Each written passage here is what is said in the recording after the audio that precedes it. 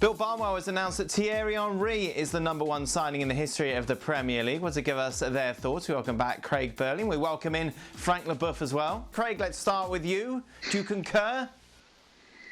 Well, Bill Barnwell hasn't announced that he's the greatest. Bill Barnwell's announced that that's his opinion, that Thierry Henry is the greatest signing. Yes, so let's just get that straight. It's not set in stone.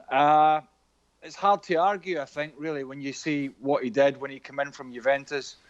As I think it was a wide player at the time, and Arsene Wenger resurrected him as an out-and-out striker. And it is hard to argue. A couple of the guys, or certainly one of the guys that sprung to mind was a Frenchman, not by the name of Frank Leboeuf, but by the name of Henrik Cantona. When you think about, he came to Sheffield Wednesday on trial and was discarded by Howard Wilkinson, or Trevor Francis, or whoever it was. I can't remember, but he went to Leeds. I think it was Leeds under Howard Wilkinson. And then Sir Alex Ferguson took him for, I'm guessing, around $1 million. What a heck of a transfer that was. So Henrik Cantona springs to mind as well. Frank, Thierry Henry, #1. Do you agree? I can agree with that. I mean, he had such an impact when he was there. You know, not too many players have a statue in front of the stadium that the fans loved him.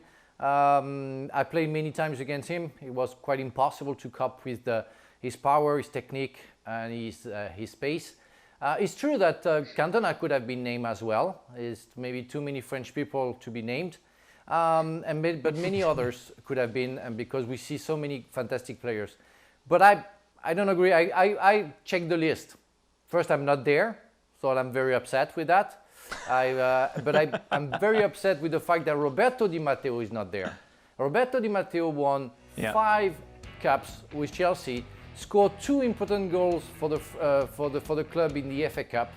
How he cannot be there? When I see players being there with barely 1 trophy or maybe none, so that's very questionable. But for the first one, I'm okay.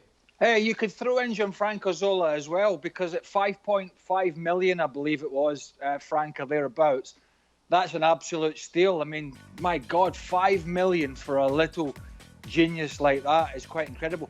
And out with the Premier League, and this kind of annoys me because we can't go there. How about this one? If he'd just been south of the border, Dan, Henrik Larsson from Feyenoord to Celtic, £675,000.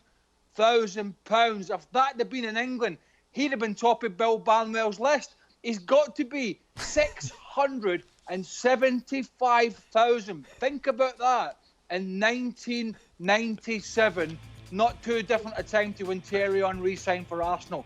That has to be the bargain of the century. But guess what? He's not in the Premier League, so in most people's mind, it doesn't matter. It doesn't matter. It's just disregarded because it's little old Scotland. Craig, can you tell me the Henrik Larsson training story, please? It's one of my favourites. Which one? Where a teammate, I believe, was quite aggressive with him. Well, I'm not going to mention my teammate at the time's name, but Henrik, we were during one of our feisty training sessions very early on, I think, in Henrik's arrival, and he signed the same time as me, same time as sort of Matt Reaper arrived. There was a Stephen Mahe from France. Frank and I talked about that the other day. There was a whole host of players come in, Reggie Blinker, one of them being Henrik Larsson, and things got a little bit tetchy during a training session, and these 2 players were on the ground, one of them being Henrik and one of them being a Scottish player. And the Scottish player, as they both went to get up, thought Henrik was going to go for him and gave Henrik what we know in Scotland as a Glasgow kiss, which is bang, the old headbutt. Now, I don't like to say that, I have to say, but it caught Henrik flush on the nose, and the blood's all coming out, it's gushing. And of course, what always happens, there was some young Glaswegian boys all watching the training session. Before Henrik even got back to Celtic Park to get it repaired, it was on the radio. So the news had broke. Oh, and guess what? Guess what? It was only 3 days before a Rangers-Celtic game. As if things weren't going to be hyped up enough, we've now got our star man who's just been headbutted by another player.